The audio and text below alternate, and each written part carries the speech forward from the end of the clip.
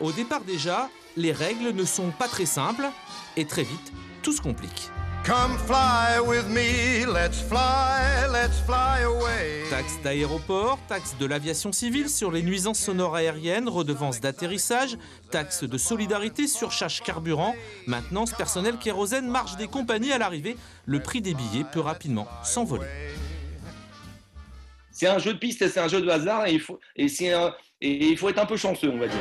Exemple avec ce vol Orly-Fort-de-France. Selon des chiffres fournis par la DGAC, les taxes représentent 5 plus 7 plus 10, 22% du billet. Mais ensuite, on entre dans une vraie zone de turbulence. Il y a le prix du transport lui-même et les taxes. Donc en fait, les taxes aéroports sont fixes et le prix du transport du billet peut varier en fonction de l'offre et de la demande. C'est ce qu'on appelle le yield management.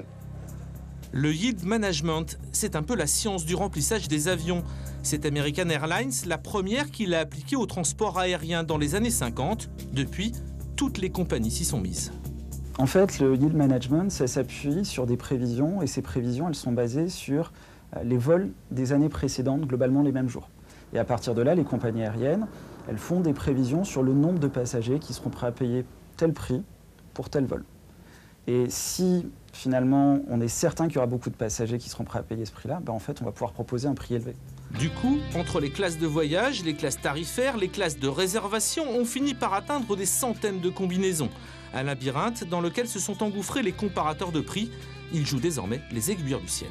Vraiment, le meilleur système, c'est d'aller sur des sites comme les comparateurs et de créer des alertes. Comme ça, elles peuvent vous donner un peu le cours, comme un cours de bourse quotidien, du billet d'avion ou des billets d'avion que vous suivez. Et bien, si je vois un prix 20% moins cher, il faut que j'aille très vite parce que ça veut souvent dire qu'il y a peu de place. Donc, il faut se presser. Tous les spécialistes rappellent quand même que le prix des billets d'avion a chuté de 50 à 60% en moyenne ces 40 dernières années. Reste à savoir aujourd'hui si le coronavirus va ou non changer la donne, avec des compagnies aériennes un peu perdues elles aussi.